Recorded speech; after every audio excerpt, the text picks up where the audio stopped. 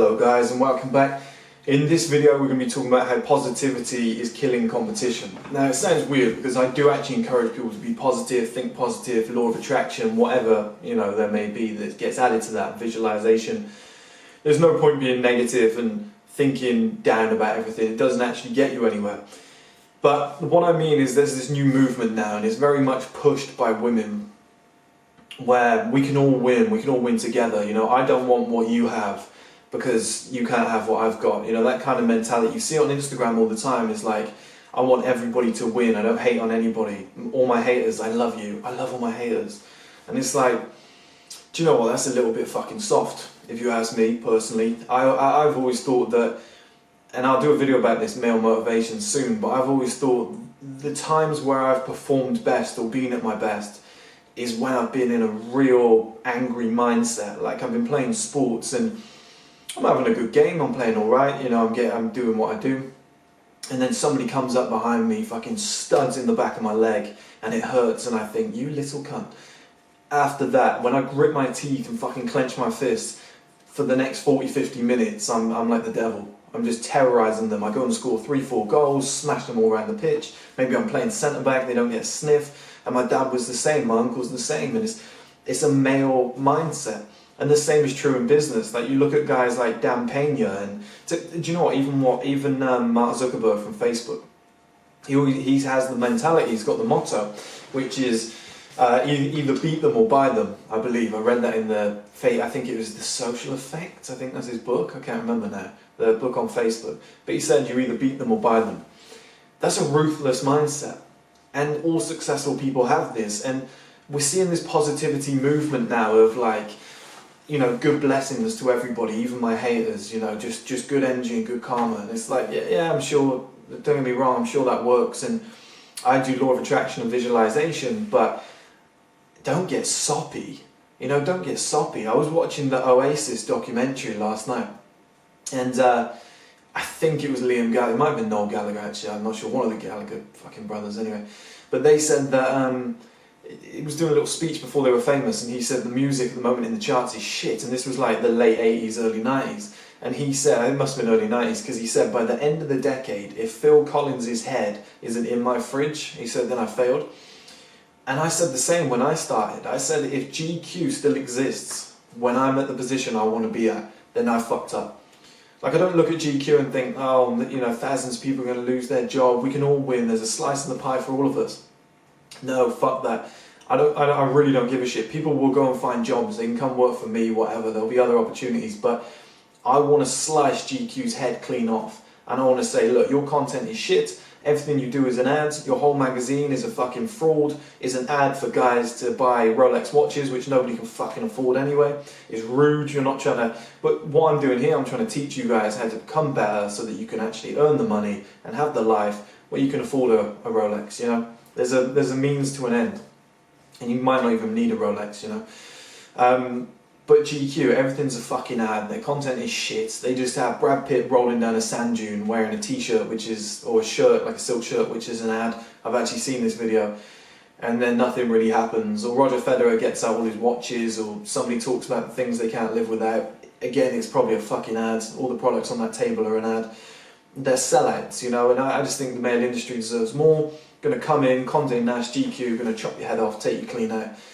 That mentality keeps me going. Sometimes it grits my teeth and I just think, yeah, fuck them. I'm going to work an extra 8 hours this weekend. I'm going to work even harder.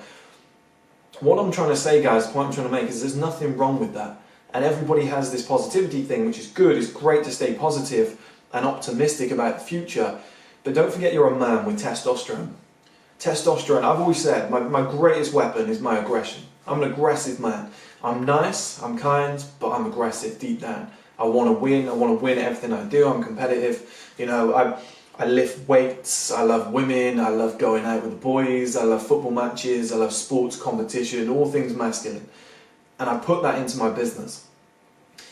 And I think the alpha male concept is slightly outdated. I think it goes a little bit deeper. Like there's micro alphas. Somebody might be the best musician in their orchestra. They're the alpha. Do you know what I mean? It's completely different.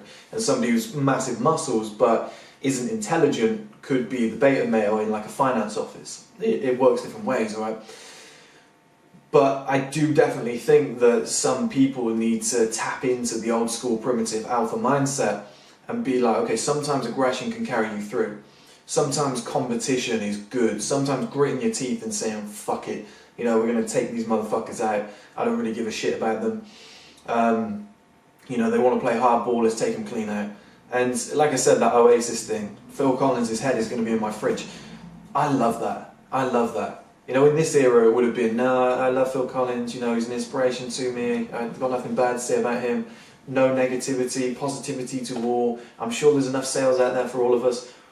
He wanted to take his spot, he wanted to take his place. I want to take GQ's place. Facebook wanted to take the top seat of social media, and Mark Zuckerberg, quite frankly, is a wanker. He's a massive asshole, but that's why he's at the top, because he just cuts throats all the way up.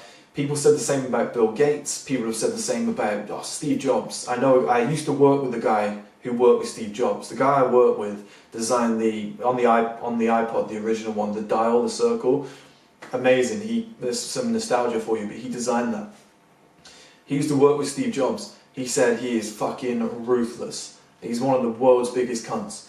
And there was a day where they had to go and get some resources or something. There was a material that they were using, and the guy on the phone was giving him a shitty price. So the sales guy tried, couldn't do it. He said, you, next. Got the tech guy to go in there and have a debate with him, because he wanted to find out the guy's personality type.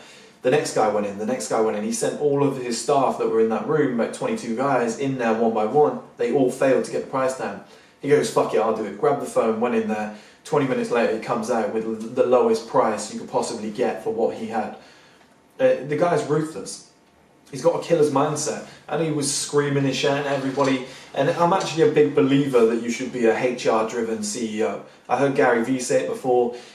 I read a book about, I used to take the piss out of HRs, but I read a book years ago that, I can't remember what it's called now, but there should be more CEOs and directors that are HRs. You know, HR directors, should step up to become CEOs. He said there should be more of them, and he explained why.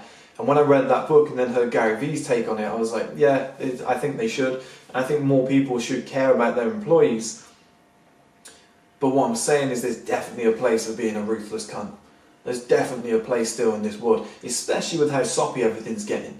You know, everybody's friendly and soppy, and you might not make the most friends, but you can rise to the top. I remember when I was in Toronto, everybody wanted to handshake their way to the top. I was a little bit of an asshole.